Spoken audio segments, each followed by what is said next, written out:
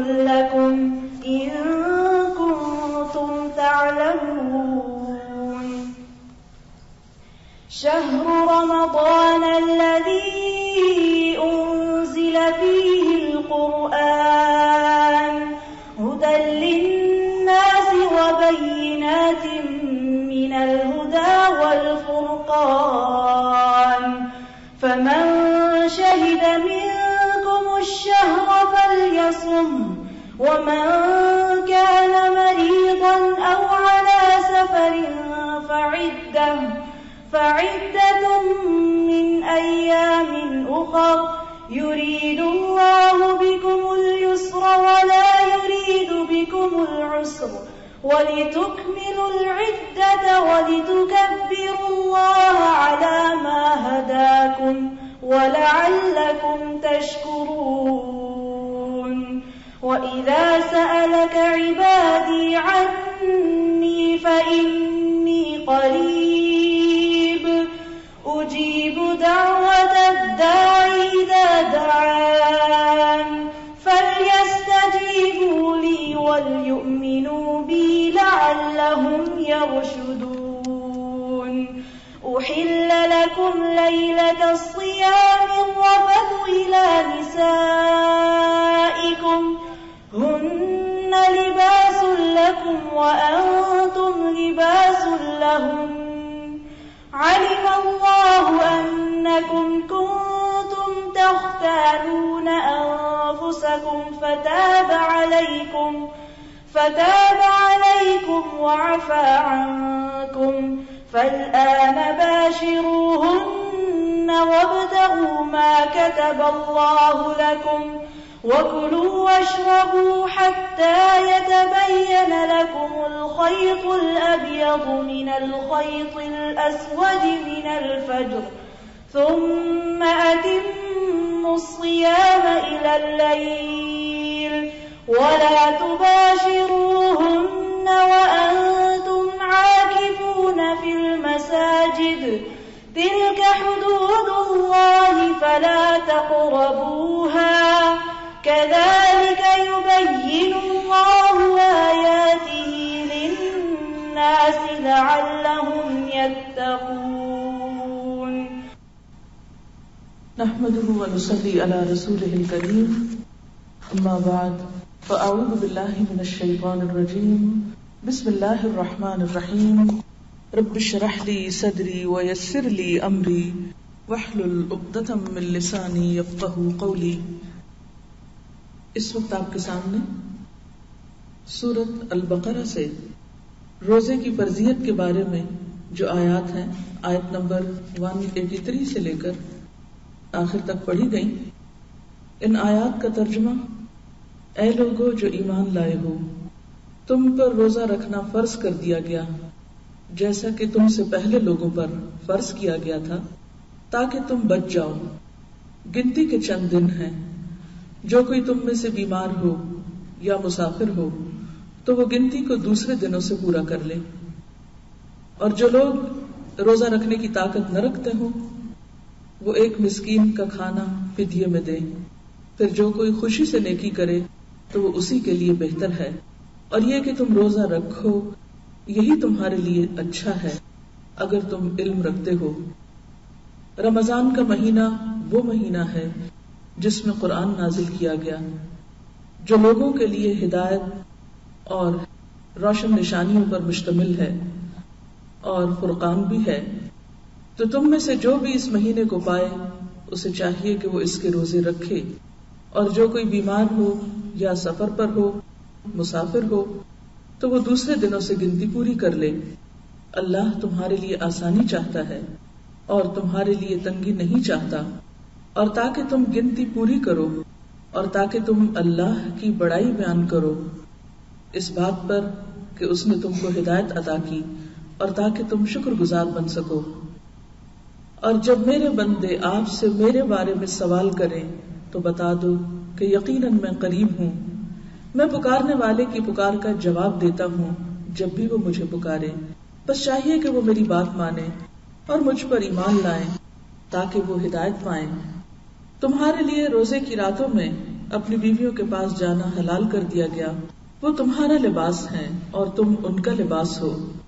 اللہ جانتا ہے کہ تم اپنے نفسوں سے خیانت کر رہے تھے، پھر وہ تم پر مہربان ہوا اور اس نے تم سے درگزر کیا، تو اب ان سے تعلق قائم کرو اور وہ تلاش کرو جو اللہ نے تمہارے لیے لکھا ہے، اور کھاؤ اور پیو یہاں تک کہ سفید دھاری سیاہ دھاری سے الگ ہو جائے فجر کے وقت، پھر اپنا روزہ رات تک پورا کر لو، اور ان سے مباشرت نہ کرو جبکہ تم مسجد میں اعتکاف کی حالت میں ہو، یہ اللہ کی حدود ہیں، ان کے قریب نہ جاؤ۔ اسی طرح اللہ تعالیٰ اپنی نشانیاں لوگوں کے لیے واضح فرماتا ہے تاکہ وہ بچ سکے۔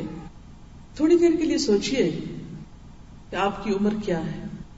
ہم سب کو اپنے بارے میں اتنا تو پتا ہی ہوتا ہے کہ ہم کتنے سال کے ہو گئے، پھر یہ سوچئے کہ آپ بالغ کب سے ہیں، پھر آپ سوچئے کہ آپ کی زندگی میں کتنے رمضان گزر چکے ہیں، پھر سوچئے کہ ایک اور رمضان کا اس زندگی میں مل جانا اللہ کی کتنی بڑی نعمت ہے، کتنا بڑا احسان ہے کہ اس نے مجھے ایک موقع اور دے دیا، ایک چانس اور دے دیا، اور مجھے اس موقع کو گنوانا نہیں، مجھے اس وقت کو ضائع نہیں کرنا، مجھے نیکیوں کے اس موسم بہار میں نیکیوں میں پیچھے نہیں رہنا، مجھے اس مہینے سے حقیقت میں وہ حاصل کرنا ہے جس کے لیے اللہ نے مجھے یہ چانس عطا کیا ہے، یہ نعمت عطا کی ہے، یہ رحمت عطا کی ہے۔ کتنے ہی لوگ ایسے ہوں گے جو پچھلے رمضان میں دنیا میں موجود تھے اور اب موجود نہیں ہیں، ان کا چانس ختم ہو گیا، لیکن ہمیں ایک موقع اور مل گیا۔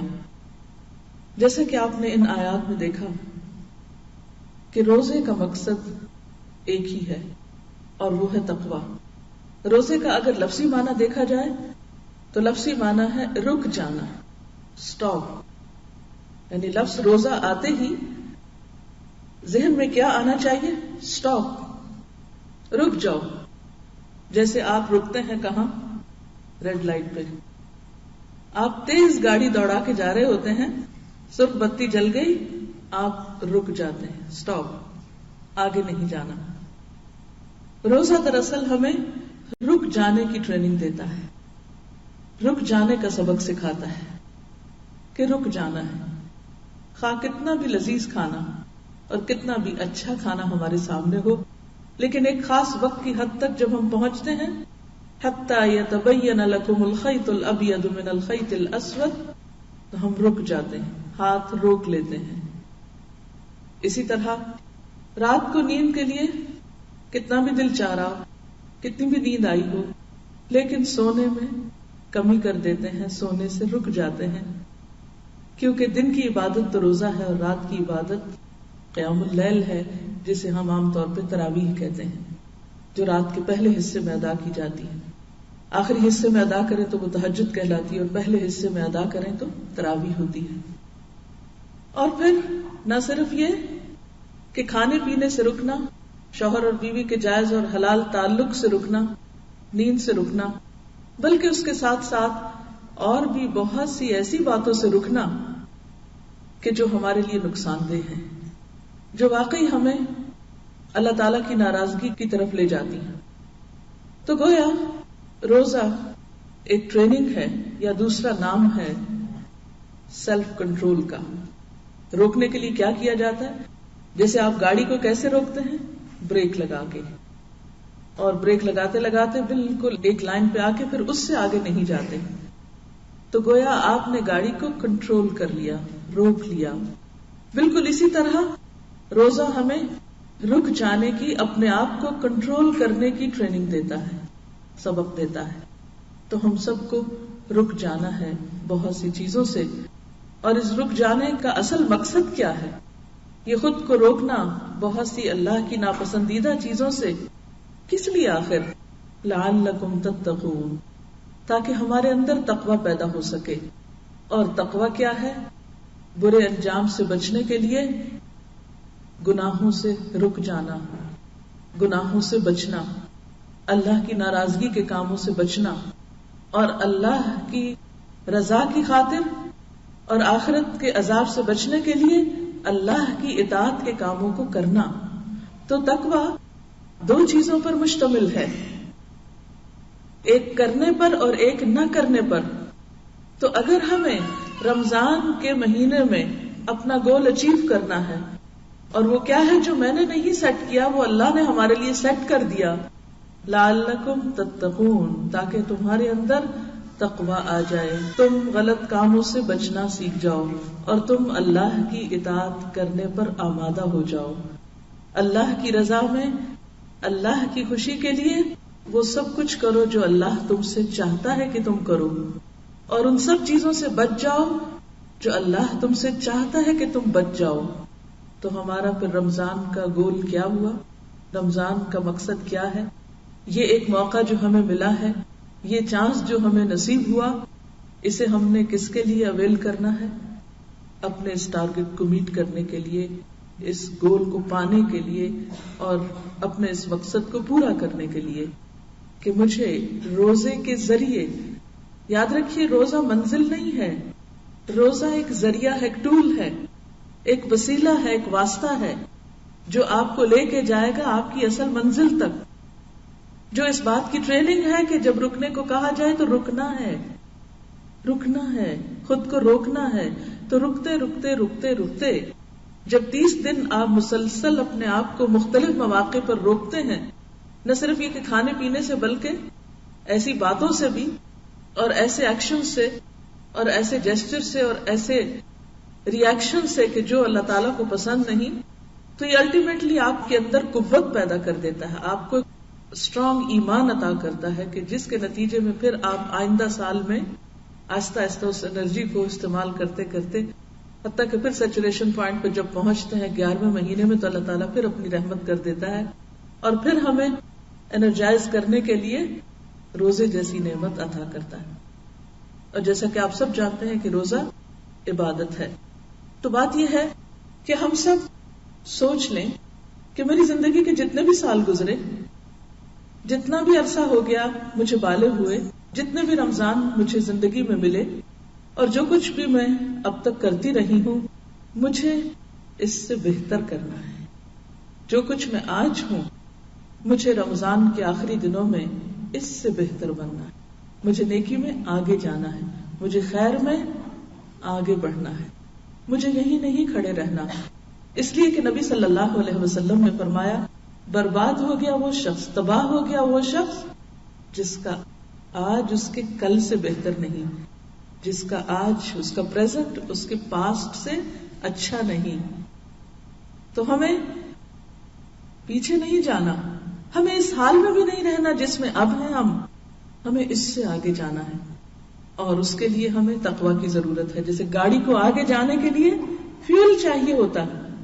آپ جتنی چاہیں قیمتی گاڑی لے لیں، بہترین سے بہترین ماڈل کی، لیکن اگر اس میں فیول نہیں تو وہ نہیں چلے گی، وہ آپ کو منزل تک نہیں پہنچائے گی. چاہے ہم بائی نیچر کتنے ہی اچھے انسان کیوں نہ ہوں، ہم ایک اچھے ہیومن بینگ کیوں نہ ہوں، ہم جو کچھ بھی ہوں، لیکن ہم سب جانتے ہیں کہ ہم اندر سے کمزور ہیں، اور ہمیں صرف ایک چیز طاقتور کرتی ہے، اور وہ اللہ سے مضبوط تعلق ہے، اللہ تعالیٰ کا قرب ہے. تو تقویٰ ہر اس چیز کو دور کرتا ہے، وہ سارے بیریئر ہٹاتا ہے جو ہمیں دراصل اللہ تعالیٰ تک پہنچنے میں رکاوٹ پیدا کرتے ہیں یا ہماری سپیڈ کو سلو کر دیتے ہیں. تو ہمیں جتنے بھی ہماری سپیڈ میں سپیڈ بریکرز آتے ہیں، ہمارے گناہ دراصل کیا ہیں؟ سپیڈ بریکر ہیں جو ہمیں اللہ تعالیٰ تک پہنچنے نہیں دیتے، اس اعلیٰ منزل تک جانے نہیں دیتے. تو رمضان میں ملنے والی اس قوت سے انشاءاللہ ایسی برائیوں اور ایسی خرابیوں کو چھوڑنا ہے جو ابھی تک ہم نہیں چھوڑ سکے. سب اس بات کو جانتے ہیں کہ انسانوں کے اندر جو تبدیلی آتی ہے وہ بالکل فطری طور پر آتی ہے، بالکل ایسے ہی جیسے موسم تبدیل ہوتا ہے. آج کل آپ دیکھ رہے ہیں کہ موسم تبدیل ہو رہا ہے تو کیا ہوتا ہے، کبھی ایک دم ٹھنڈک ہو جاتی ہے، پھر گرمی لوٹ آتی ہے، پھر ٹھنڈک ہوتی ہے، پھر گرمی لوٹ آتی ہے. تو بالکل انسانوں کے اندر بھی جو تبدیلیاں ہوتی ہیں وہ اسی طرح ہوتی ہیں. اگر دیکھا جائے تو ہم اچھائی کی طرف بڑھتے ہیں، پھر ذرا سے ٹھنڈے پڑنے لگتے ہیں، پھر اس کے بعد پھر ذرا آگے بڑھتے ہیں، پھر پیچھے، پھر لیکن آپ نے یہ دیکھا ہوگا کہ جب موسم مثلا گرمی سے سردی کی طرف تبدیل ہوتا ہے تو پلٹ پلٹ کر گرمی کے جھونکے آتے ہیں، لیکن یہ نہیں ہوتا کہ وہ پھر سے پورا گرم ہو جائے، الٹیمیٹلی وہ پورا ٹھنڈا ہو جاتا ہے۔ اسی طرح جب سردیوں سے موسم گرمیوں میں بدلنا شروع ہوتا ہے تو بھی یہی پروسیس شروع ہوتا ہے، اچانک ایسا نہیں ہوتا کہ سخت سردی سے سخت گرمی آ جائے۔ اسی طرح آپ دیکھیے رات اور دن کے منظر کو، آپ دیکھیے کہ دن چڑھتا ہے، روز آپ کے سامنے مثال آتی ہے، آہستہ آہستہ آہستہ اندھیرا روشنی میں بدلتے بدلتے ایک پورے عروج پر پہنچ جاتا ہے۔ انسانوں کے اندر جو تزکیہ کا عمل ہوتا ہے، اچھا بننے کا جو عمل ہوتا ہے، اس پر بھی اسی طرح کے فیزز گزرتے ہیں، اور انسان اچھائی کی طرف جو چل بھی پڑتا ہے تو اس میں ایسا ہوتا ہے کہ آپ اچھائی کی طرف آگے بڑھے، آپ نے کوشش کی، پھر کوئی رکاوٹ آ گئی، آپ پھر تھوڑا سا پیچھے پلٹے، پھر آپ نے کوشش جاری رکھی، پھر آگے بڑھے، اور آگے بڑھتے بڑھتے آپ ایک دن انشاءاللہ اللہ کے قریب کی منزل پہ پہنچیں گے۔ لیکن اس کے لیے کیا شرط ہے؟ مسلسل کوشش، اور ہمارا آج ہمارے کل سے بہتر ہو، اور ہمیں اس کے لیے باقاعدہ اپنی پلاننگ بھی کرنی ہے، اپنی ترجیحات مقرر کرنی ہے، یعنی اپنے گول کو سامنے رکھتے ہوئے اپنی پرائرٹیز کو طے کرنا ہے۔ کیونکہ جب تک ہم اپنی ترجیحات متعین نہیں کرتے، یعنی پرائرٹیز ہم اپنی سامنے نہیں رکھتے اور پھر پلاننگ نہیں کرتے، اس وقت تک ہم کام نہیں کر سکتے۔ تو اس میں آپ دیکھیے کہ آپ کی رمضان میں کیا ترجیحات ہوں گی۔ آپ کا رمضان کا مہینہ عام دنوں سے مختلف ہونا چاہیے، پورے گھر کا ایک ماحول بدلنا چاہیے، پورا انوائرمنٹ تبدیل ہونا چاہیے۔ وہ تبدیلی کس کس چیز میں ہوگی؟ وہ آپ کے اندر بھی ہوگی اور پورے گھر کے ٹائم ٹیبل میں بھی ہوگی۔ آپ کا سارا ٹائم ٹیبل بدلے گا، اور جب ٹائم ٹیبل بدلنا ہو تو اس کے لیے پوری ایک پلاننگ کرنی پڑتی ہے۔ اب دیکھیے کہ جو کچھ آپ کو رمضان میں کرنا ہے، مثلا سب سے پہلی پرائرٹی آپ کی کیا ہے کہ آپ کو روزہ رکھنا ہے۔ پھر جیسا کہ ابھی آیات میں آپ نے سنا کہ قرآن پاک جو ہے وہ رمضان میں اترا ہے، اس لیے عام دنوں کے نسبت قرآن سے زیادہ تعلق قائم کرنا ہے۔ پھر اسی طرح قرآن کے ساتھ ساتھ اللہ سے دعائیں بھی خوب مانگنی، کیونکہ رمضان ہی کے متعلقہ جو آیات ہیں اس میں قرآن کی بات خاص طور پر وَإِذَا سَأَلَكَ عِبَادِي عَنِّي فَإِنِّي قَرِيبٌ أُجِيبُ دَعْوَةَ الدَّاعِ إِذَا دَعَانِ، دعاؤں کا ذکر آتا ہے۔ تو دعائیں آپ کو عام دنوں سے زیادہ مانگنی ہے، کیونکہ دعاؤں کی قبولیت کا مہینہ آ رہا ہے۔ سحر کا وقت، رات کا پچھلا وقت جو ہوتا ہے وہ سب سے زیادہ دعاؤں کی قبولیت کا وقت ہوتا ہے۔ عام دنوں میں ہم سحری کے وقت نہیں اٹھتے، لیکن رمضان میں ہمیں لازماً اٹھنا پڑتا ہے سحری کھانے کے لیے، کیونکہ سحری کھانے میں بھی برکت ہے اور اس میں بھی اجر اور ثواب ہے۔ تو اس وقت دعاؤں کی قبولیت کا وقت ہے۔ پھر آپ سارا دن عبادت میں ہوتے ہیں، روزے کی حالت میں ہوتے ہیں، وہ بذات خود ایک اللہ کے قرب کا ذریعہ ہے، اور پھر اس میں دعا قبول ہوتی ہے۔ پھر افطار کا وقت خاص طور پر دعاؤں کی قبولیت کا وقت ہے، اس میں آپ کو دعائیں کرنی ہیں۔ تو گویا عام دنوں کی نسبت آپ کی دعائیں بھی زیادہ ہوں گی۔ عام دنوں کی نسبت نمبر 1 روزہ، نمبر 2 قرآن سے تعلق، نمبر 3 دعائیں، اور پھر اٹھتے بیٹھتے ذکر کا بھی اہتمام، کیونکہ روزے کی بھوک کانسٹنٹ ریمائنڈر ہوتی ہے اس بات کا کہ there is some change in your life. تو وہ چینج جو ہے وہ آپ کو کس چیز کے قریب کرے؟ اللہ کے قریب کرنے کے۔ اور سب سے زیادہ انسان اللہ کے قریب کب ہوتا ہے؟ جب وہ ذکر کی حالت میں ہوتا ہے، کیونکہ بندے کے ہونٹ جب تک اللہ کے ذکر میں ہلتے رہتے ہیں اللہ تعالیٰ بندے کے ساتھ ہوتا ہے۔ اور پھر اسی طرح صدقہ خیرات، کیونکہ یہ مہینہ ایک دوسرے کی ہمدردی کرنے کا مہینہ ہے، غمخواری کرنے کا مہینہ ہے، جس مہینے میں انسان کے جو اعمال ہیں وہ عام دنوں کی نسبت زیادہ اجر اور ثواب کے مستحق ہوتے ہیں۔ لہٰذا آپ کو عام دنوں کی نسبت زیادہ صدقہ خیرات کرنا ہے، اس کے لیے آپ کو پھر پلاننگ کرنی ہوگی۔ پھر اسی طرح راتوں کی عبادت، خاص طور پر آخری عشرہ جو ہے اس میں آپ کو جو کچھ کرنا ہے اس کی پلاننگ بھی شروع سے ہی کرنی ہوگی۔ مثلاً اگر آپ کہیں کام کرتے ہیں یا کہیں جاب کرتے ہیں یا کوئی بھی آپ کا اور بزنس ہے یا کچھ، تو ان 10 راتوں کو خاص طور پر آپ اللہ کی عبادت کے لیے عام دنوں کی نسبت زیادہ خاص کر لیں۔ نبی صلی اللہ علیہ وسلم عام حالات میں بھی ہمیشہ نیکیوں کی طرف دوڑتے رہتے تھے، لیکن رمضان کے آخری عشرے میں خاص طور پر آپ صلی اللہ علیہ وسلم کے صدقہ خیرات کی خاص طور پر ذکر آتا ہے حدیث میں کہ آپ صلی اللہ علیہ وسلم جب جبریل سے ملتے، یعنی جبریل علیہ السلام سے، اور رمضان کی ہر رات میں آپ کی ملاقات ہوتی، تو آپ آندھی سے بھی زیادہ تیزی کے ساتھ صدقہ خیرات کیا کرتے تھے. تو اس مہینے میں کوشش یا ٹارگٹ ہمارا یہ ہونا چاہیے کہ کوئی بھی شخص جو ہمارے آس پاس یا ہمارے جان پہچان میں ہے، کوئی بھی خیر اور بھلائی سے محروم نہ رہ جائے، یا ہماری طرف سے اس کو کسی نہ کسی قسم کا فائدہ ضرور پہنچے. اور اس کے لیے بھی ہمیں پھر پلاننگ کرنا ہے. اور زکوٰۃ کے علاوہ افطار کی شکل میں یا عید کے تحائف کی شکل میں، یا پھر دین کی تعلیم کو آگے بڑھانے کے لیے، یا فقراء، مساکین، یتامى، جو بھی لوگ ہیں ان سب کی مدد اور خدمت کے لیے، خواہ وہ یہاں ہیں خواہ وہ کہیں اور ہیں، اس کے لیے بھی آپ کو کوشش کرنا ہوگا. پھر اسی طرح خصوصاً حقوق العباد میں صلہ رحمی، رشتہ داروں کا حق جو ہے اس کی طرف بھی توجہ کرنی ہوگی. تو بہرحال یہ ہماری ترجیحات میں سے ہوگا کہ یہ ہماری پرائرٹیز ہیں. عام دنوں میں یہ سب کام ہم کرتے بھی ہیں، نہیں بھی کرتے، کبھی آف اینڈ آن اوپر نیچے کرتے ہیں، لیکن ہمیں گن کے ٹارگٹ رکھ کے ان تمام چیزوں کو کرنا ہے. اور اس کے لیے پلاننگ کرنا ہے. پلاننگ کس طرح کرنا ہے؟ مثلا یہ ہے کہ آپ پہلی چیز یہ کہ روزے کی تو آٹومیٹکلی اللہ نے پلاننگ کر دی، شروع کرنے اور اختتام کرنے کا وقت مقرر کر دیا. لیکن اس کے لیے آپ پلاننگ یہ کریں گے کہ آپ کو مثلا روزے میں گھر والوں کو کھلانے پلانے کے لیے کیا بنانا ہوگا. مہینے بھر کا آپ مینیو بنا لیجئے، راشن ڈال لیجئے، جو کچھ بھی کرنا ہے. اگر رمضان سے 1-2 دن پہلے آپ ان تمام کاموں کو کر لیں تو اس میں یہ ہے کہ رمضان میں بازاروں میں زیادہ گھومنے پھرنے سے جو وقت ضائع ہوگا اس کو آپ بچا سکتے. اور اسی طرح عید سے پہلے جو کچھ آپ نے شاپنگ کرنی ہے وہ آخری عشرے جیسی قیمتی ترین دنوں کو ضائع کرنے کی بجائے آپ اس کو پہلے سے ہی کر لیں. اور پھر اس کے بعد جیسے تلاوت قرآن ہے تو آپ اس کے لیے ضرور پلان کیجئے کہ آپ کو کب، کس وقت، کہاں، کتنا پڑھنا ہے. ناظرہ میں آپ کتنا پڑھ سکتے ہیں، اور ریئلسٹک پلاننگ کیجئے. ایسی امیجنری پلاننگ نہ کریں کہ جو آپ کر نہ سکیں، کیونکہ اللہ تعالیٰ کے نزدیک یہ بات بہت غضبناک کرنے والی ہے. قرآن پاک میں اللہ تعالیٰ فرماتے ہیں یا ایھا الذین آمنوا لم تقولون ما لا تفعلون، اے لوگو جو ایمان لائے ہو، کیوں تم وہ باتیں کہتے ہو جو تم کرتے نہیں ہو. جو کرنا نہیں وہ کہنا بھی نہیں، اس کا پھر کوئی دعویٰ بھی نہیں کرنا.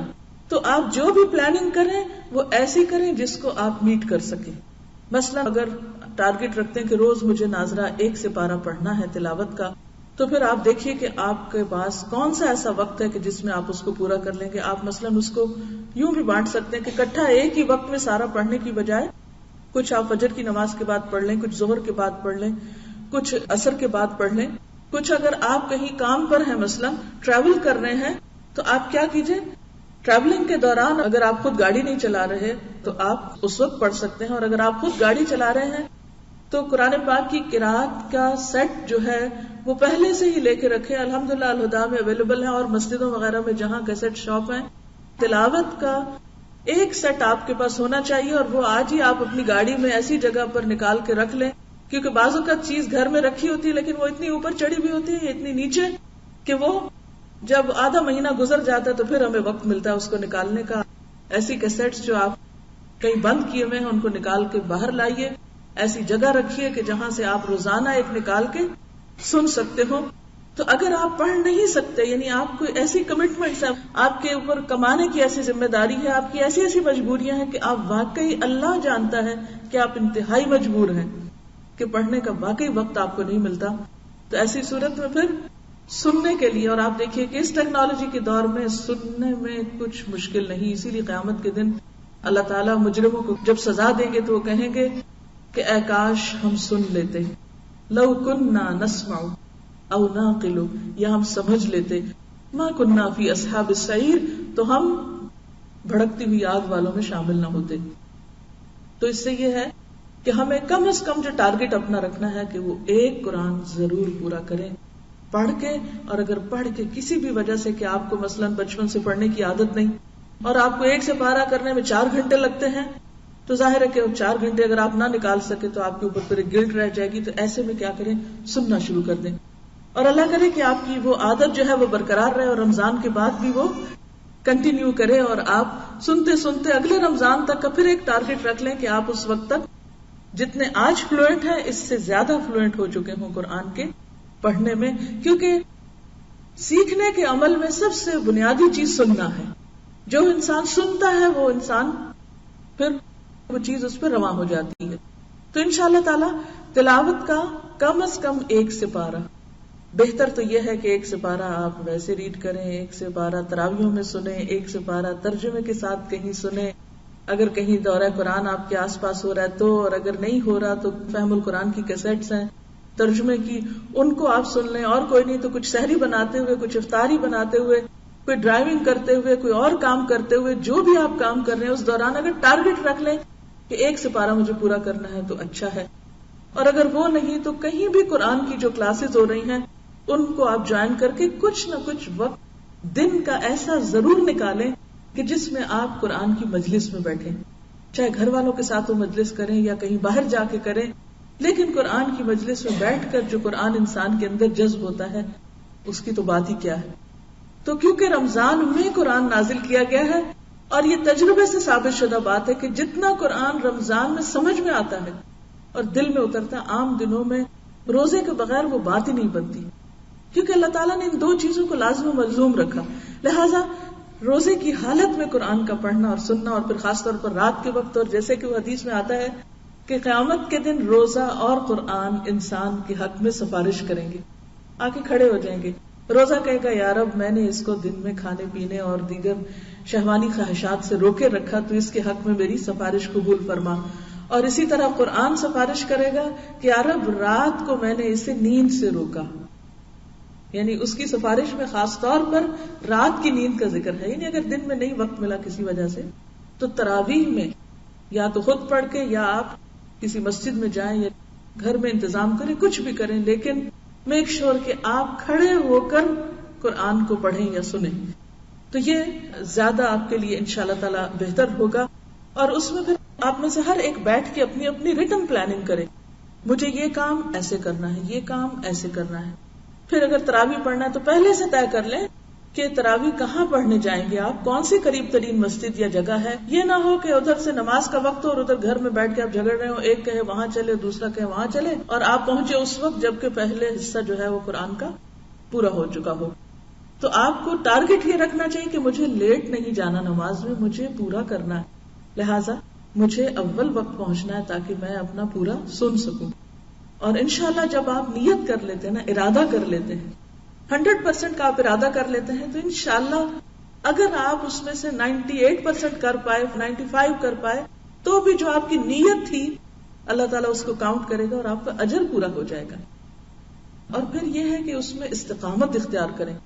کبھی ایک مسجد میں جانا، کبھی دوسری میں، کبھی تیسری میں، کبھی چوتھی میں، کہیں سے کچھ، کہیں سے کچھ، کہیں سے کچھ. یہ طریقہ ٹھیک نہیں ہے، کیونکہ اس میں آپ کا قرآن پورا نہیں ہوتا. آپ سنجیدگی کے ساتھ کھڑے ہو کر اول سے آخر تک نہیں سن سکتے. لہٰذا جہاں بھی جانا ہے، جو آپ کی چوائس ہے، قاری صاحب بہت اچھا پڑھتے ہیں یا کم اچھا پڑھتے ہیں، جو بھی کرتے ہیں کرتے رہیں، لیکن آپ کے نزدیک اس وقت خوبصورت قراتیں سننا مقصد نہیں ہونا چاہیے. مقصد یہ ہونا چاہیے کہ مجھے ایک ترتیب کے ساتھ اپنا پورا قرآن جو ہے اس کو سننا ہے. اس سے آپ دیکھیں گے کہ آپ کے اندر ایک خاص قسم کی سیٹسفیکشن بھی پیدا ہوگی، ایک اطمینان پیدا ہوگا. جب ہم ادھورے کام کرتے ہیں تو ہم کہیں کے نہیں ہوتے، نہ ادھر کے نہ ادھر کے. تو آپ کو اپنا ٹارگٹ کیا رکھنا، پلاننگ کیا کرنی ہے کہ مجھے قرآن پورا سننا ہے یا پورا پڑھنا ہے. خواتین یا ایسے لوگ کہ جن کے قریب کوئی مسجد نہیں ہے، یا ڈرائیو نہیں کر سکتے، یا کوئی لے جانے والا نہیں ہے، یا پھر کوئی پابندی نہیں ہے، تو ایسی صورت میں آپ کیا کر سکتے ہیں، گھر میں بھی خود سے پڑھ سکتے ہیں.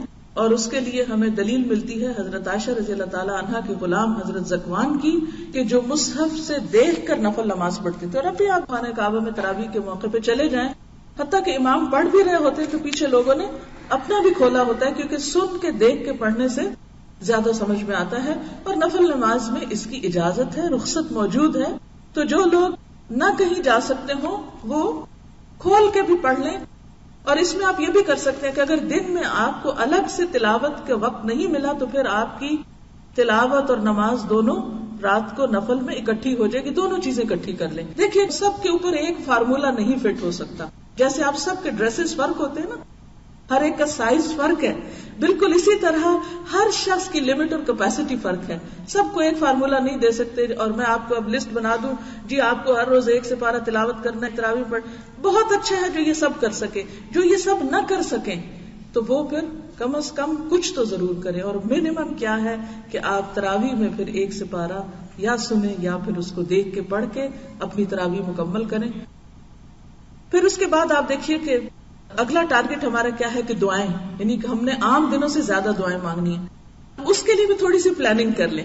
مثلا آپ کے پاس دعاؤں کی کتابیں موجود ہوں گی، الحمدللہ ہر جگہ سے اویلیبل ہیں. نہیں تو الہدا کے اسٹال پہ اللہ کا شکر ہے اسٹاک موجود ہے. اور آپ اس میں بھی پلاننگ کس طرح کریں کہ مثلا سحری کے وقت آپ نے قرآنی اور مسنون دعاؤں سے آپ نے دعائیں پڑھنی ہیں. آپ روز کا 1 پیج باندھ لیں کہ مجھے 1 پیج پڑھنا ہے، 2 پڑھنے ہیں، ساری پڑھنی ہے. اٹ ڈیپینڈس کہ آپ کے پاس کتنا ٹائم. اچھا اس سے کیا ہوگا، جتنی بھی قرآنی دعائیں ہیں وہ ساری کی ساری آپ شروع سے لے کے آخر تک ایک صبح کے وقت میں، سحری کے وقت میں پڑھ جائیں گے. پھر اسی طرح صبح شام کی دعائیں بھی جو ہیں وہ بھی ہو سکتی ہیں. شام کے وقت، افطار کے وقت بھی آپ کیا کر سکتے ہیں، کوئی ایک کتاب مقرر کر لیں اور اس میں سے آپ شروع سے لگ کے، یعنی اگر آپ کو آتی ہے نا تو دعا کا صرف سیکوینس دیکھیں گے تاکہ مس نہ ہو، اور باقی آپ اپنے دل سے مانگیں گے. بند کر لیں اگر زبانی آتی ہے، اول تو آنی چاہیے کیونکہ دعا میں خشوع ضروری ہے. اور یہ کتاب کا بتانا یہ کوئی آپ کے اوپر فرض ہے، لازم نہیں، لیکن یہ میں پلاننگ آپ کو کر کے دے رہی ہوں کہ اس طرح فائدہ کیا ہوگا، چھوٹے گا کچھ نہیں. صفحہ ایک پڑھا ادھر سے ایک ادھر سے، نشانی رکھ لی. 30 دنوں پہ پڑھنا ہے تو ہفتے میں 1 دن ختم کرنی ہے تو ہر روز پوری دعائیں پڑھنی ہے تو یہ تو ہر ایک کے لیے اپنا میدان کھلا ہے. جتنا بھی کوئی جیسا کرنا چاہے وہ کر سکتا ہے. پھر اسی طرح ذکر اذکار ہے تو مثلاً آپ اس میں ویرائٹی بہت موجود ہے، استغفار بھی موجود ہے، لا حول ولا قوت الا باللہ بھی ہے، سبحان اللہ و بحمدہ سبحان اللہ العظیم بھی ہے. تو آپ یہ کر سکتے ہیں کہ تھوڑا سا اپنا حساب رکھا کریں کہ میں کون کون سی تسبیح کی ہے یا نہیں کی. اس میں پھر آپ اپنے دن کی جو روٹین ہے اور ہر ایک کی فرق ہوتی ہے. مثلا آپ بچوں کو اسکول چھوڑنے کے لیے جاتے ہیں تو آپ سوچیں جاتے ہوئے میں تسبیح پڑھوں گی سبحان اللہ کی، واپسی پہ میں لا حول ولا قوت الا باللہ پڑھوں گی. اب چھٹی کے وقت بچوں کو لینے جا رہے ہیں تو آپ استغفار جاتے ہوئے پڑھ لیں، واپسی پہ آپ چوتھا کلمہ جو ہے اس کو پڑھ لیں. یعنی اس سے کیا فائدہ ہوگا کہ ساری چیزوں کا جو فیض اور برکت ہے انشاءاللہ تعالیٰ وہ آپ کو نصیب ہوگی. پھر اسی طرح آپ دیکھیے کہ صدقہ خیرات جو ہے اس کی بھی پلاننگ کریں.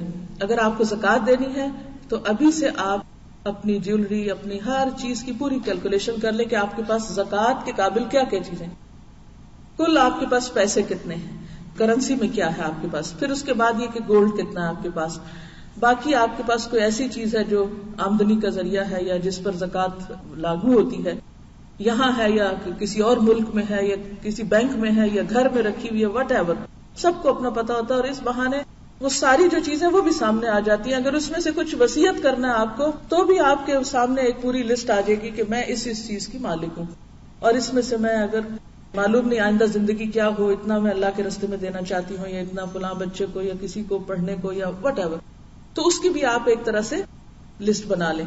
اور زکوٰۃ ویسے تو اس مہینے میں ڈیو ہوتی ہے جب آپ مالک ہوئے مال کے، لیکن اگر تھوڑا آگے پیچھے بھی ہو تو رمضان میں دینے سے یہ ہے کہ اجر و ثواب زیادہ ہوتا ہے. لیکن اس میں غیر معمولی تاخیر نہیں کہ 6 مہینے آپ کے ہو گئے زکوٰۃ کو ڈیو اور آپ روک کے رکھے زکوٰۃ کا مال کہ جی رمضان آئے گا تو پھر میں زکوٰۃ دوں گی.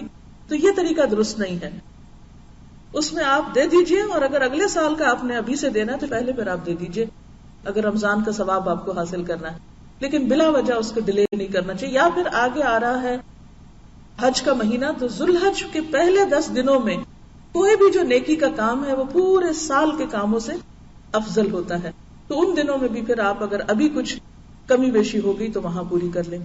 پھر اس میں آپ دیکھیے کہ صدقہ خیرات میں آپ یہ بھی دیکھ سکتے ہیں کتنا حصہ فقیروں مسکینوں کو کھانا کھلانے پہ، کتنا رشتہ داروں کو، بہن بھائیوں کو، یا اور جو بھی اور عزیز رشتہ دار ہیں ان کو کیا دینا ہے. اپنے الماریاں اپنی ہر چیز نکال کے دیکھ کے اچھا یہ فلاں کو یعنی ایک جنرل سا آئیڈیا کر لے کہ کس کس کو مجھے عید پر یا ویسے رشتہ داری کے حق کے ادا کرنے کے موقع پہ کیا دینا ہے. پھر اسی طرح اگر آپ روزہ نہیں رکھ پائیں گے، مثلا حاملہ عورتیں جو ہیں فدیہ دے سکتی ہیں اور بعد میں قضا رکھ سکتی ہیں.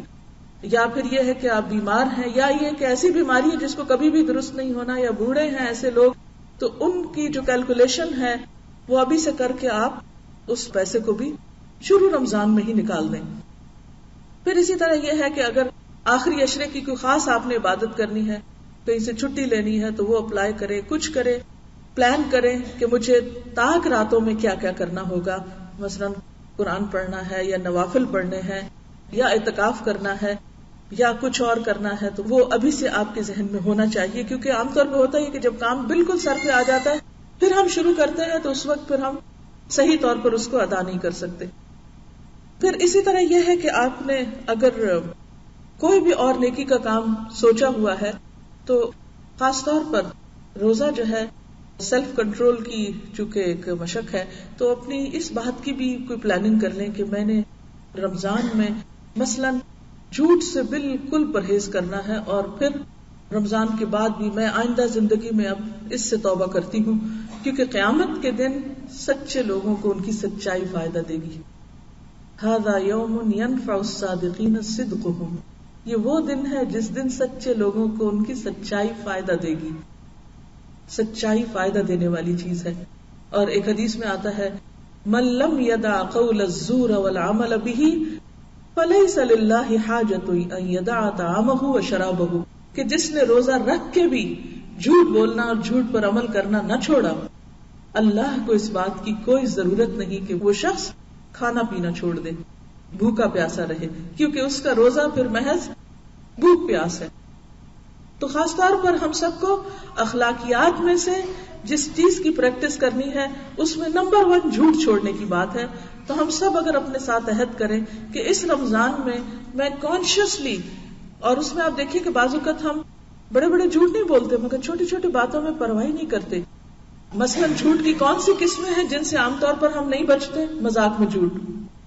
اچھے بھلے سمجھدار لوگ بعض اوقات مذاق میں جھوٹ بولتے ہیں، حالانکہ اس شخص کے لیے ہلاکت بتائی گئی جو مذاق میں جھوٹ بولے، یعنی پسندیدہ نہیں ہے. پھر اسی طرح آپ دیکھیے کہ ہم مبالغہ آرائی میں جھوٹ بول جاتے ہیں بعض اوقات، یعنی چھوٹی سی بات ہوتی ہے اس کو اتنا بڑا بنا کے دکھاتے ہیں. بات کچھ ہوتی ہے اس کو بالکل بدل کے کچھ اور بتاتے ہیں. یہ بھی جھوٹ کی قسم ہے. ان سے بھی بچنے کی ضرورت ہے. جو چیز جتنی ہے اس کو اتنا ہی رکھیں، اس کو اس کی حد سے آگے نہ بڑھائیں، کیونکہ زیادتی کسی بھی چیز میں، چاہے وہ گفتگو میں ہو، چاہے وہ سچ اور جھوٹ کے درمیان کا جو حصہ ہے اس میں ہو، چاہے وہ بچوں سے ہو، وہ بھی پسندیدہ نہیں.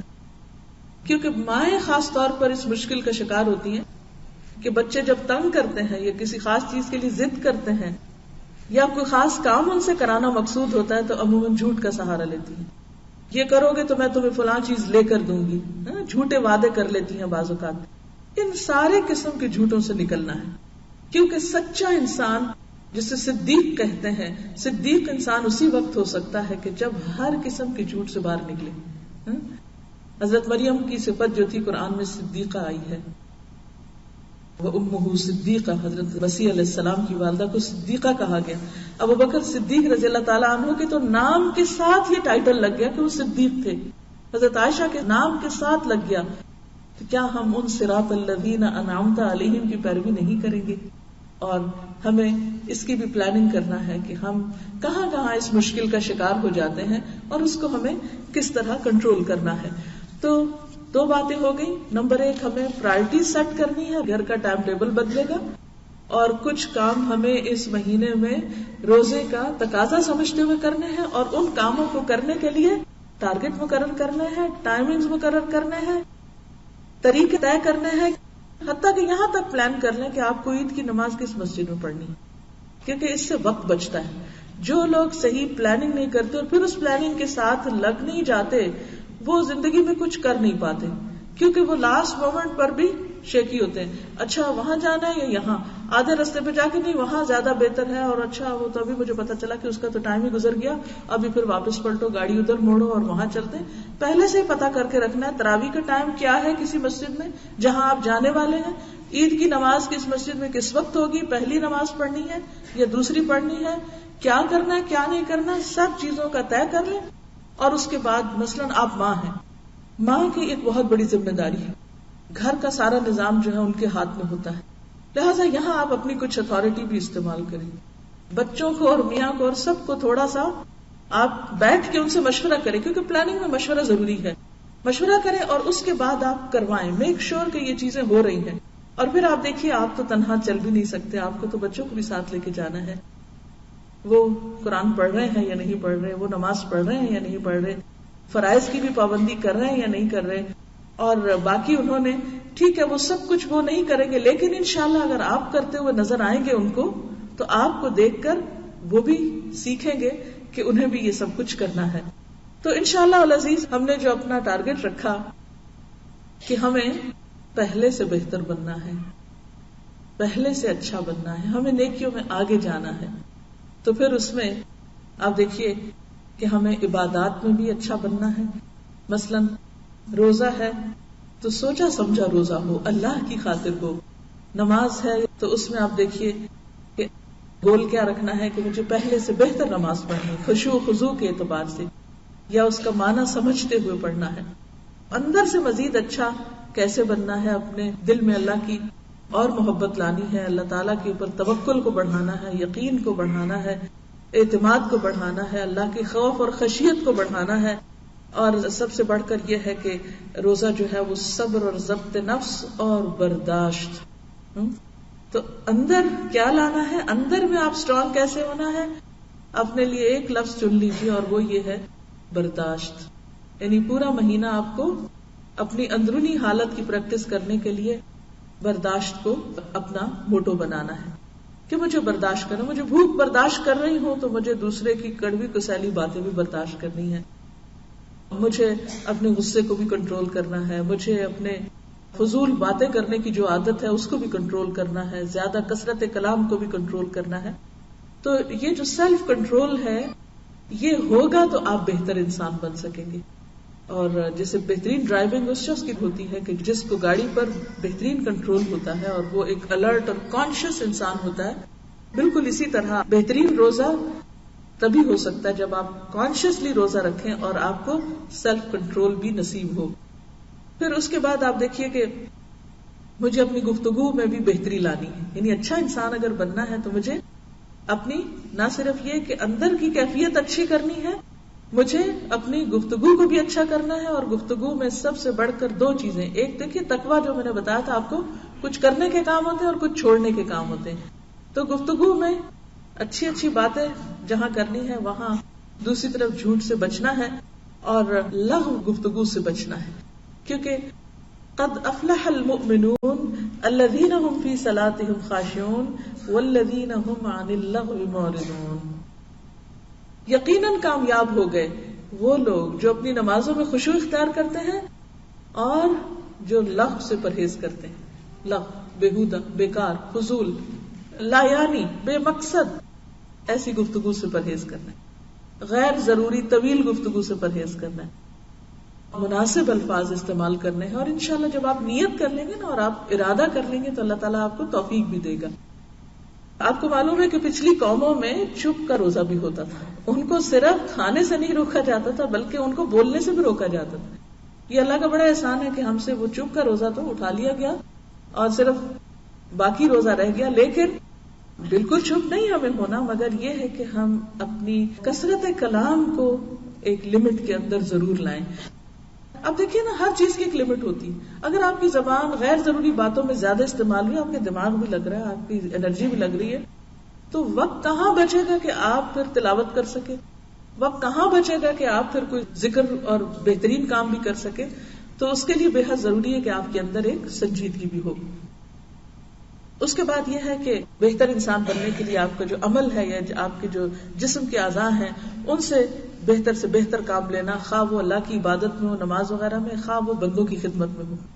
یعنی اگر آپ کسی کا ہاتھ بھی تھام لیتے ہیں, کسی کو سپورٹ دے دیتے ہیں, کسی کو اچھا مشورہ دے دیتے ہیں, کسی کا دکھ بانٹ لیتے ہیں, تو یہ بھی سارا کیا ہے, ایک طرح سے نیکی کا ہی ایک کام کر رہے ہیں اور اس میں آپ بہتری لا رہے ہیں. پھر اسی طرح یہ ہے کہ خاص طور پر حرام سے بچنا ہے. حرام چاہے وہ گفتگو میں ہو, خواہ وہ کھانے میں ہو, خواہ وہ کسی بھی چیز میں ہو. مثلا گفتگو میں حرام صرف جھوٹ نہیں ہے بلکہ غیبت بھی ہے, چغلی بھی ہے, لڑائی جھگڑے کی باتیں, طعن و تشنیع بھی ہے. کہ کسی کو بول کے تانا دینا کہ تم ایسے ہو ویسے ہو، لڑائی جھگڑا گالی گلوچ، کیونکہ یہ سب کچھ روزے کے منافی ہے. اور نبی صلی اللہ علیہ وسلم نے خاص طور پر روزے کی حالت میں لڑائی جھگڑے اور گالی گلوچ سے منع کیا ہے کہ روزے کی حالت میں ایسا نہ کرو. اور اگر کوئی تمہیں گالی دے تو تم کیا کہو؟ انی امرؤ صائم، کہ میرا تو روزہ ہے. لیکن ہم میں سے کتنے لوگوں نے کبھی کسی کی لڑائی کا جواب اس سے دیا ہو کہ میرا تو روزہ ہے؟ آپ اتنا جملہ بولے تو صحیح، سب لڑائی ختم ہو جائے گی کہ میرا تو روزہ ہے، میں تو جواب نہیں دے سکتا. کیونکہ مومن تو ساری زندگی روزے سے ہوتا ہے. اگر پوچھے تو رمضان کا مہینہ تو صرف یاد دہانی کرانے کے لیے آتا ہے، ورنہ اگر حقیقت میں دیکھا جائے تو مومن کا روزہ تو ساری زندگی کا روزہ ہے، مرتے دم تک کا روزہ ہے. اسے حرام چیزوں سے بچنا ہے، چاہے وہ گفتگو میں ہو، چاہے کھانے پینے میں ہو، چاہے کسی بھی اور طرح کی غلط چیزیں ہوں. تو ان سب چیزوں کو ہمیں اپنے سامنے رکھ کے پلاننگ کر کے اور اوقات کو مقرر کر کے ہمیں کرنا ہے، کیونکہ اوقات مقرر کرنا جو ہے وہ بے حد ضروری ہے. اگر وقت مقرر نہ کیا تو بھی کام نہیں ہو سکتے. روزے سے متعلق چند ایک فقہی مسائل بھی آپ کی خدمت میں پیش کرتی ہوں. روزہ چونکہ ایک عبادت ہے، ایک ریچول ہے، تو جس طرح نماز کی کچھ شرائط ہیں، کچھ اس میں پابندیاں ہیں، کچھ اس کی درستگی کے لیے ضروری چیزیں ہیں، اسی طرح صحیح طور پر روزہ رکھنے کے لیے بھی اور روزے کے درست ہونے کے لیے بھی کچھ شرائط اور کچھ پابندیاں ہیں جن کا خیال رکھنا ضروری ہے. میں نے تقوی کا پہلو ہے اس کو پہلے اس لیے اجاگر کیا کیونکہ ہمیں اصل چیز تو اس مقصد کو حاصل کرنا ہے، اور پھر اس کے بعد یہ کہ ذریعہ کا درست ہونا وہ ضروری ہے. یہ بالکل ایسے ہی ہے کہ جیسے آپ کو اگر پیاس لگی ہو تو آپ کیا کرتے ہیں؟ پانی پیتے ہیں. اصل مقصد آپ کا کیا ہے؟ پیاس بجھانا. لیکن اس کے لیے آپ کیا چیز استعمال کر رہے ہیں؟ پانی. اب جب آپ پانی پیئیں گے تو پانی کے لیے اس برتن کا صاف ہونا بھی ضروری ہے جس میں آپ پانی پی رہے ہیں، اور پانی کا بھی صاف ہونا ضروری ہے، اور پھر اتنی مقدار میں ہونا بھی ضروری ہے کہ جس سے آپ کی پیاس بجھ سکے. کیونکہ اگر آپ ضرورت سے زائد پانی پی جاتے ہیں تو بھی ٹھیک نہیں، اور اگر آپ کو کم ملتا ہے تو بھی آپ کی تسلی نہیں ہوتی، اور اگر پانی تو ڈھیر ہے مگر وہ پاک صاف نہیں تو بھی ٹھیک نہیں. تو اس میں جو شرائط ہیں پیاس بجھانے کی وہ اس پانی میں پوری ہونی چاہیے ہر اعتبار سے. اسی طرح تقوی کا حصول اگرچہ ہمارا مقصد ہے، لیکن ذریعہ اور طریقہ اور جو کچھ کرنا ہے روزے کی حالت میں، جن چیزوں سے بچنا ہے ان کا بھی درست ہونا ضروری ہے. سب سے پہلی بات تو یہ ہے کہ روزہ ایک فرض عبادت ہے جو بیسک اسلام کے پلرز ہیں اس میں سے ایک پلر ہے. جیسے نماز ہے، روزہ ہے، حج ہے، زکوٰۃ ہے. تو اسی طرح روزہ جو ہے فرض ہے، لیکن کس پر؟ عاقل پر، بالغ پر. عاقل سے مراد یہ ہے کہ باشعور ہو. مجنون پر روزہ نہیں ہے. ایسا انسان جو چاہے بالغ ہی کیوں نہ ہو لیکن اگر اس کی عقل صحیح کام نہیں کرتی، اس کو پتہ ہی نہیں کہ وہ روزے سے ہے، وہ چاہے تو کچھ کھا لے یا پی لے، تو شریعت نے اس کو مکلف نہیں قرار دیا. جیسے کہ حدیث میں آتا ہے کہ 3 لوگوں سے قلم اٹھا لیا گیا، یعنی ان کے اعمال نامہ نہیں لکھا جاتا. بچہ جب تک کہ بالغ نہ ہو جائے، سویا ہوا شخص جب تک کہ جاگ نہ جائے، یعنی اگر کوئی شخص سوئے ہوئے میں باتیں کر رہا ہے تو وہ باتیں اس کے اعمال نامے میں حق یا خلاف میں نہیں لکھی جائیں گی. اسی طرح تیسری چیز جو ہے وہ جنون ہے. اگر کوئی شخص بے ہوش ہے، یا یہ کہ قومے میں ہے، یا کسی بھی وجہ سے شعور نہیں رکھتا، یا تھوڑا بہت شعور بھی ہو مگر بچوں جتنا ہے، تو ایسی صورت میں اس پر روزہ نہیں ہے. اور پھر اسی طرح نابالغ بچے پر بھی روزہ فرض نہیں ہے، بالغ پر فرض ہے. اور بلوغت کی علامت لڑکیوں میں کیا ہے؟ پیریڈز کا شروع ہونا. بعض بچیوں میں اگر 10 ایئرز میں 10 سال کی عمر میں شروع ہو رہے ہیں تو 10 سال کی عمر سے روزہ فرض ہو چکا ہے. اگر وہ چھوڑتی ہیں تو اس کی قضا کرنی ہوگی. اور اس میں خاص طور پر آپ دیکھیے کہ بعض اوقات چھوٹے چھوٹے عذر یا چھوٹا چھوٹا بہانہ کر کے ہم روزہ جو ہے اس کو چھوڑ دیتے ہیں. تو اس میں آپ دیکھیے کہ حدیث میں آتا ہے کہ آپ صلی اللہ علیہ وسلم نے فرمایا، میں نے اپنی امت کے ایک آدمی کو خواب میں دیکھا، اور پیغمبروں کے خواب سچے ہوتے ہیں، حقیقت پر مبنی ہوتے ہیں. میں نے اپنی امت کے یعنی مسلمانوں میں سے ایک شخص کو خواب میں دیکھا کہ وہ پیاس سے ہانپ رہا ہے، پیاسا ہے، جیسے یعنی کہ شدید پیاس کا شکار ہے. جب بھی حوض پر وارد ہوتا ہے، یعنی حوض پر پانی پینے کے لیے آتا ہے، اسے روک دیا جاتا ہے، آنے نہیں دیا جاتا. یہ وہ شخص ہے کہ جب اس کے پاس رمضان کا روزہ آیا تو اس نے اس کو پانی دیا، یعنی رمضان کے روزے کو اس نے پانی دیا اور سیر کر دیا، یعنی روزہ نہ رکھا. یعنی روزہ نہ رکھنا جو ہے، اور ایک روزہ بغیر کسی عذر کے چھوڑنا اتنا بڑا نقصان ہے کہ اگر انسان ساری زندگی بھی روزے رکھتا رہے عام دنوں میں تو وہ اس ایک روزے کے ثواب کو نہیں پہنچ سکتا، اس ایک روزے کے برابر نہیں انسان جا سکتا. حقیقت میں بہنوں، رمضان کا ایک ایک دن انتہائی قیمتی دن ہے. تو چھوٹے چھوٹے عذر، بہانے، وجوہات اور سبب بنا کے روزہ چھوڑنا نہیں چاہیے. ہاں، جن کو اللہ نے معذور کر دیا، اگر حاملہ عورت ہے یا بچے کو دودھ پلانے والی عورت ہے اور دودھ میں کمی کا اندیشہ ہے، تو ایسی صورت میں پھر بچے کی چونکہ ساری زندگی کے آگے صحت کا مسئلہ ہے تو روزہ نہ رکھے عورت تو کوئی بات نہیں. ورنہ یہ ہے کہ اگر بچہ بڑا ہے تھوڑا اور وہ اس کے ساتھ کھانا پینا بھی کر رہا ہے، سالڈز پہ ہے، فوڈ ہے، اور ساتھ تھوڑا دودھ بھی ہے اتنی مقدار کے جس سے اس کی غذائی ضرورت پوری ہو رہی ہے، تو اس صورت میں روزہ رکھا بھی جا سکتا ہے. اگین آپ دیکھیے کہ جہاں قرآن پاک میں آتا ہے وَعَلَى الَّذِينَ يُطِيقُونَهُ، کہ وہ لوگ جو اس کی طاقت رکھتے تو ہوں مگر مشقت سے روزہ رکھیں، یا یہ کہ طاقت ہی نہ ہو تو پھر وہ فدیہ دے دیں. اور ساتھ ہی فرمایا وَأَن تَصُومُوا خَيْرٌ لَكُمْ، یعنی صرف ایک رخصت اس لیے نہیں رخصت کہ بس ہر شخص رخصت کے پیچھے دوڑ پڑے، اس میں بھی یہ ہے کہ جو رخصت نہ لینا چاہے اور سہولت سے کام کر سکے تو وہ کر لے، لیکن مشقت میں پڑ کے نہیں، پھر وہ اللہ کی ناراضگی ہوگی. کیونکہ اللہ تعالیٰ کو یہ بات پسند ہے کہ اس کی رخصتوں کو بھی قبول کیا جائے جس طرح اس کی پابندیوں کو قبول کیا جاتا ہے. یعنی جس طرح اللہ تعالیٰ نے جو چیزیں ہمارے لیے ہمیں روکا اس سے اور ہم رک جاتے ہیں، اسی طرح اللہ تعالیٰ کو کیا پسند ہے کہ جو چیز میں نے آسانی دی تو میں دین میں اس آسانی کو بھی اختیار کرو. تو بہرحال روزہ جو ہے وہ لازم ہے. اور لڑکے کے لیے یہ ہے کہ اس کے احتلام جو ہوتا ہے، واٹری ڈسچارج جو نیند کی حالت میں ہوتا ہے آٹومیٹیکلی، جس کو احتلام بولتے ہیں، جب وہ شروع ہو جائے اور اس کی علامت عام طور پر آواز کا بدلنا یا آواز کا بھاری ہونا ہے تو وہ اس کی بلوغت کی علامت ہے. اور اس میں ضروری نہیں کہ کوئی ایک ایج ہے کہ آپ 10 سال ہے یا 11 ہے یا 12 ہے، پھر طبیعتوں پہ، نسلوں پہ، علاقوں کے فرق سے یہ سمپٹمز فرق ہو سکتی ہیں. لیکن اگر وہ سمپٹمز کافی عرصے تک نہیں ظاہر ہو رہی تو ایسی صورت میں پھر اگر 15 سال کی عمر سے تجاوز کر رہی تو پھر روزہ ایک طرح سے فرض ہو جائے گا. بہرحال اس میں بلوغت کے بارے میں بہت سی الگ بحث موجود ہے جس میں جانے کا اس وقت موقع نہیں ہے. اسی طرح مریض کو روزہ نہ رکھنے کی رخصت ہے. لیکن مریض کون سا مریض؟ ہر مریض نے یہ نہیں کہ فلو ہو گیا تو جی اب آج روزہ نہیں رکھ رہی کیونکہ فلو ہو گیا. فلو کو تو بلکہ آرام آئے گا اگر آپ روزہ رکھے تو وہ مریض جس کے مرض میں روزہ رکھنے سے اضافہ ہو، جس کی تکلیف میں اضافہ ہو. مثلا السر کے بعض مریض ہوتے ہیں کہ جن کو ہر تھوڑی دیر کے بعد کھانا پڑتا ہے. پھر یہ بھی نہیں کہ صرف ایک مرض کا آپ نے ڈاکٹر نے آپ کو بتا دیا جی آپ کو السر ہے تو اب آپ کے چونکہ مجھے السر ہے اس لیے مجھے روزہ نہیں رکھنا. نہیں، ہر مریض کا اور ہر طبیعت کا فرق ہوتا ہے. روزے کی حالت میں لغو اور رفث اور ان چیزوں سے بچنا چاہیے. نبی صلی اللہ علیہ وسلم نے فرمایا کتنے ہی روزہ دار ایسے ہیں جن کو اپنے روزے سے سوائے بھوک پیاس کے کچھ بھی نہیں ملتا، اور کتنے ہی راتوں کو قیام کرنے والے ایسے ہیں کہ جن کو اپنے رات کے قیام میں سوائے رات جاگنے کے کچھ بھی حاصل نہیں ہوتا.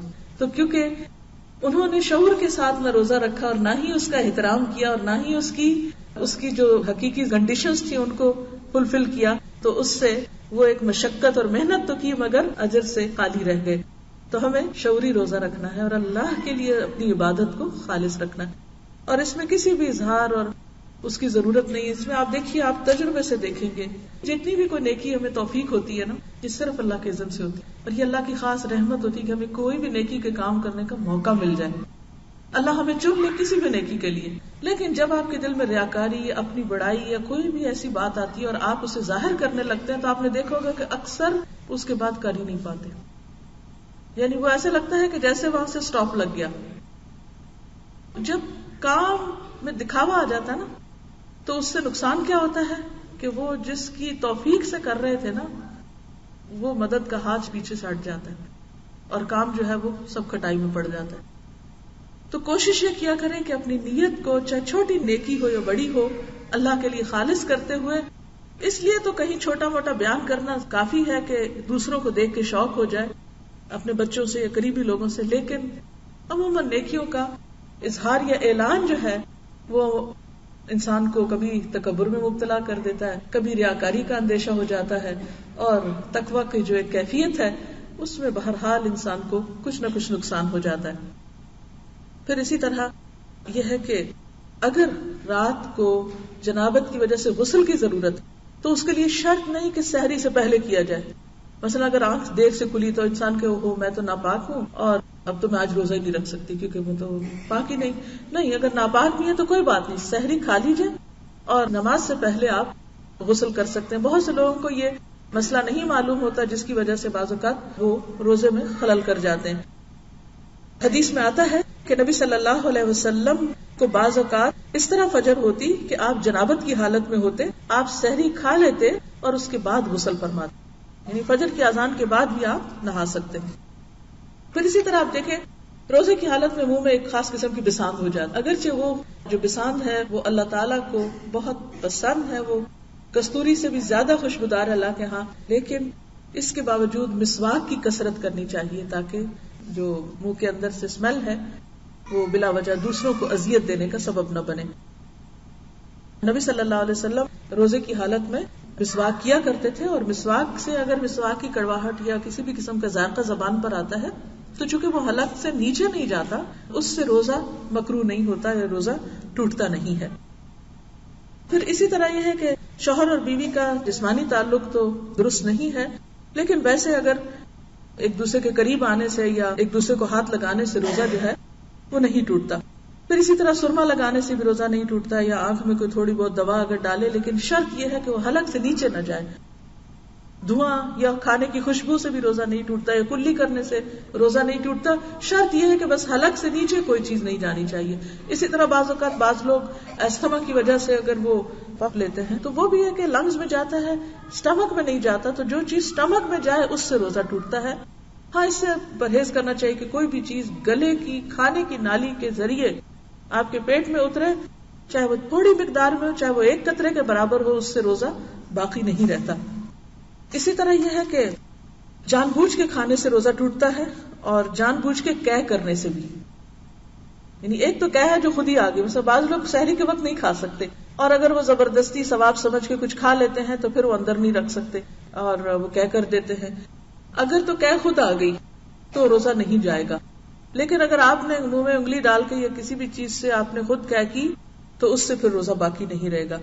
اور پھر اسی طرح یہ ہے کہ اگر کوئی شخص جان بوجھ کے روزہ توڑے، مثلاً وہ شوہر بیوی کا تعلق قائم کر لیا کسی نے روزے کی حالت میں، یا کچھ جان کے کھا لیا اس نے، تو اس کا کفارہ صرف ایک روزہ رکھنا نہیں ہے یا مسکین کا فدیہ نہیں ہے، بلکہ کفارہ 2 مہینے مسلسل روزے رکھنا ہے، یا پھر غلام آزاد کرنا ہے، یا پھر 60 مسکینوں کو کھانا کھلانا ہے۔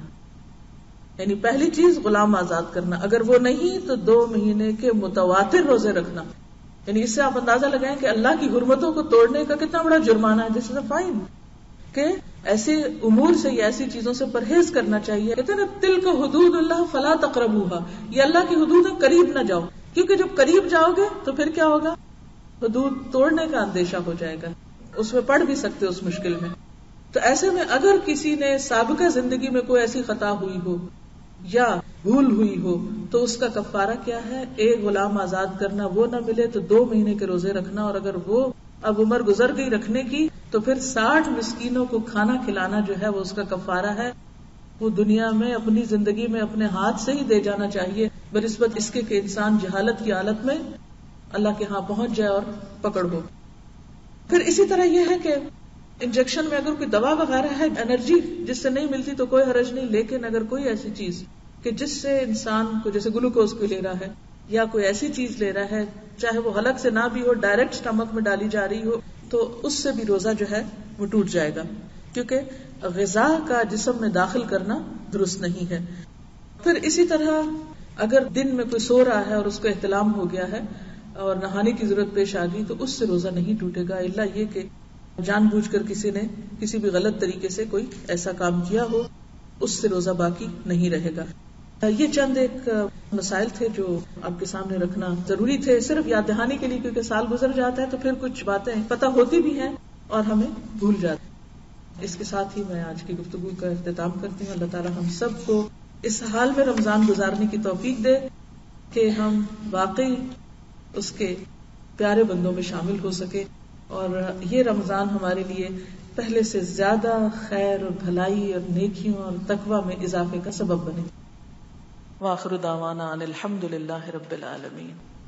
سبحانک اللہم وبحمدک نشہد ان لا الہ الا انت نستغفرک ونتوب الیک. السلام علیکم ورحمۃ اللہ وبرکاتہ. کاتو کاتو کاتو کاتو کاتو کاتو